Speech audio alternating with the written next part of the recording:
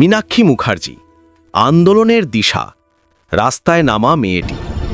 ভূমিকা: এক নতুন মুখ, এক পুরনো আদর্শ। বাংলার রাজনীতিতে এমন কিছু মুহূর্ত আসে যখন মানুষ বিশ্বাস হারাতে বসে।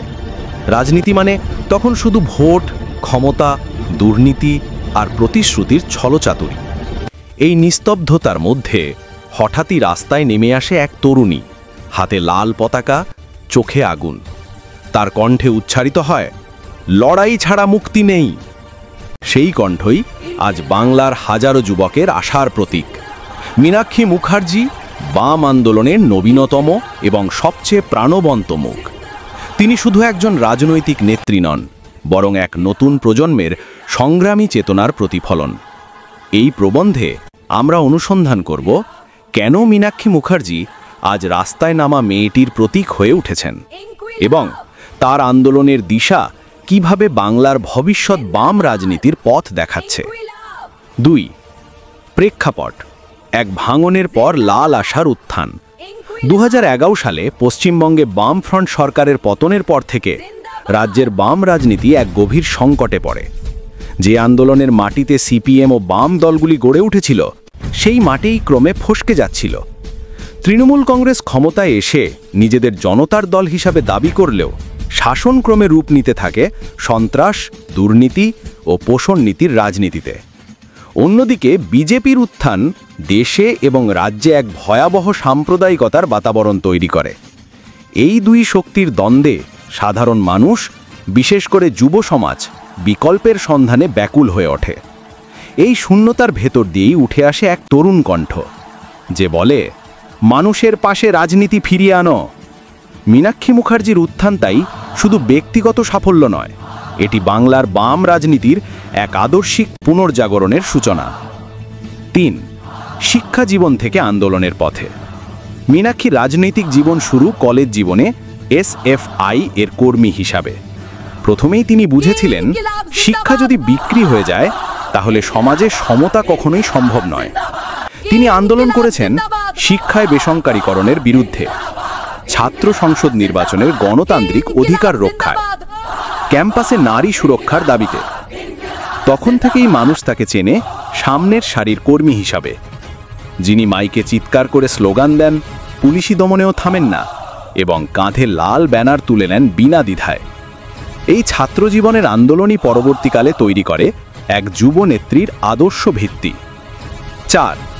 ডিওয়াইএফআই ও যুব আন্দোলনের পুনরুত্থান। 2018 সালের দিকে ডিওয়াইএফআই এর রাজ্য কমিটিতে যোগ দিয়ে মীনাক্ষী মুখার্জি হয়ে ওঠেন এক সংগঠনমূলক শক্তি। তার মূল বিশ্বাস, যুব আন্দোলন মানে কেবল প্রতিবাদ নয়, এটি ভবিষ্যৎ নির্মাণের কর্মযজ্ঞ। তিনি নেতৃত্ব দেন বেকার যুব আন্দোলন, চাকরি প্রার্থী একত্রীকরণ, চা বাগান ও গ্রামীণ শ্রমিকদের দাবিতে দীর্ঘ পদযাত্রা, ডিজিটাল বঞ্চনার বিরুদ্ধে শিক্ষার্থীদের লড়াই। এই প্রতিটি ক্ষেত্রেই তিনি উপস্থিত থেকেছেন সামনে। যখন মিছিল থেমে গেছে পুলিশের ব্যারিকেডে, তখন সামনে দাঁড়িয়ে বলেছেন, আমাদের ভয় দেখানো যাবে না, কারণ আমাদের পিঠ দেয়ালে ঠেকেছে। 5. রাস্তায় নামা মেয়েটি, প্রতীকের জন্ম। এই নামটি প্রথম শোনা যায় সংবাদ মাধ্যমে, যখন এক বিক্ষোভে পুলিশের লাঠি হাতে এগিয়ে আসে আর সবার সামনে দাঁড়িয়ে থাকা মেয়েটি মীনাক্ষী মুখার্জি একটুকুও পিছিয়ে যায় না। সেই ছবিটি ছড়িয়ে পড়ে সোশ্যাল মিডিয়ায়। এক তরুণী, লাল পাঞ্জাবিতে, গলায় মাফলার, মুখে তীব্র দৃষ্টি। সেই মুখ হয়ে যায় প্রতিরোধের মুখ। রাস্তায় নামা মেয়েটি শুধু একজন মানুষ নয়, এটি হয়ে ওঠে এক প্রজন্মের আত্মপরিচয়। এই প্রজন্ম বলে, আমরা রাজনীতিতে বিশ্বাস হারাইনি, বিশ্বাস হারিয়েছি সুযোগ সন্ধানীদের প্রতি। মীনাক্ষীর মাধ্যমে সেই হারানো বিশ্বাস ফিরে আসে। 6. নারী নেতৃত্বের নতুন সংজ্ঞা।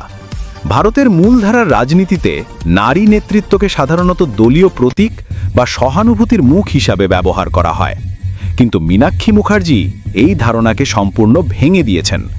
তিনি প্রমাণ করেছেন, নারী নেতৃত্ব মানে আবেগ নয়, কর্মক্ষমতা, মঞ্চ নয়, ময়দান, ক্ষমতা নয়, দায়িত্ব। তিনি বলেছেন, যে মেয়েরা রান্নাঘর থেকে রাস্তায় এসেছে তারা সমাজ বদলানোর ইতিহাস লিখবে। এই অবস্থান তার নারী রাজনীতিকে দিয়েছে নতুন মর্যাদা, এক সংগ্রামী চেতনার মর্যাদা। 7. শ্রেণী সংগ্রাম ও আধুনিক প্রেক্ষিত। মীনাক্ষীর আন্দোলনের তৈত্বিক ভিত্তি নিঃসন্দেহে মার্ক্সবাদ লেনিনবাদ, কিন্তু তার প্রয়োগ একেবারে আধুনিক। তিনি শ্রেণী সংগ্রামকে ব্যাখ্যা করেন শুধু ধনী গরিবের দ্বন্দ্ব হিসাবে নয়, বরং শিক্ষা, কাজ, মর্যাদা ও অধিকার সবকিছুর ক্ষেত্রেই শোষণের বিরোধিতা হিসাবে। তিনি বলেন, শ্রেণী সংগ্রাম মানে শুধু জমিদার বনাম কৃষক নয়, এটি কর্পোরেট বনাম শ্রমিক, শাসক বনাম সাধারণ মানুষ। এভাবে তিনি মার্ক্সবাদকে আজকের বাংলার ভাষায় অনুবাদ করেছেন। 8. ডিজিটাল যুগে আন্দোলনের রূপান্তর। আগের যুগে বাম আন্দোলন মিছিল, দেওয়াল লিখন ও পোস্টারের মধ্যে সীমাবদ্ধ ছিল। মীনাক্ষী এই সীমা ভেঙে দিয়েছেন। তিনি প্রমাণ করেছেন ডিজিটাল মাধ্যমও সংগ্রামের মঞ্চ হতে পারে। তার সোশ্যাল মিডিয়া পোস্ট, ভিডিও বার্তা, অনলাইন সংগঠন ও যুব সংলাপ সবই এক নতুন ধরনের রাজনৈতিক প্রচারের উদাহরণ। তিনি বলেন, যুব সমাজ যেখানে আছে, রাজনীতিকেও সেখানে যেতে হবে। এই ধারণা আজকের জনমের কাছে বাম রাজনীতিকে করেছে আধুনিক ও প্রাসঙ্গিক। 9. গ্রামীণ বাস্তবতা ও মাটির সংযোগ। মীনাক্ষী শুধু শহরের রাজনীতি করেন না, তিনি মালদহ, কোচবিহার, বাঁকুড়া, পুরুলিয়া, দিনাজপুর ঘুরে বেড়ান নিয়মিত। চাষি, ক্ষেত মজুর, চা বাগানের শ্রমিক এদের সঙ্গে সরাসরি কথা বলেন। তিনি জানেন, রাজনীতি যদি মাটির গন্ধ না জানে, তাহলে তা শিকড়হীন গাছের মতো। এই বাস্তব সংযোগই তার রাজনীতিকে দিয়েছে শক্তি ও বিশ্বাসযোগ্যতা। 10. নৈতিকতা বনাম সুবিধাবাদ। আজকের রাজনীতির বড় সংকট নৈতিকতার মৃত্যু। কেউ পদ চায়, কেউ টিকিট চায়, কেউ ক্ষমতার অংশীদার হতে চায়। মীনাক্ষী মুখার্জি এখানে এক সম্পূর্ণ ব্যতিক্রম। তিনি ঘোষণা করেন, আমার রাজনীতি ক্ষমতার জন্য নয়, সম্মানের জন্য। এই এক বাক্যে তিনি প্রতিষ্ঠা করেছেন এক নৈতিক মানদণ্ড, যা আজকের প্রজন্মকে শেখাচ্ছে বিপ্লব শুরু হয় ভিতর থেকে। 11. দল ও নেতৃত্বের সম্পর্ক।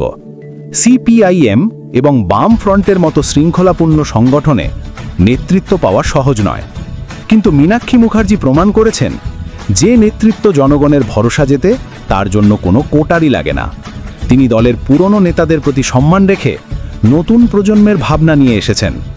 তার কণ্ঠে একসাথে বাজে ঐতিহ্য ও পরিবর্তনের সুর। 12. জনগণের রাজনীতি, ক্ষমতার নয়, আশার। মীনাক্ষীর আন্দোলন জনভিত্তিক। তিনি কখনো বলেন না, আমরা ক্ষমতায় আসব। তিনি বলেন, আমরা মানুষের মধ্যে ফিরব।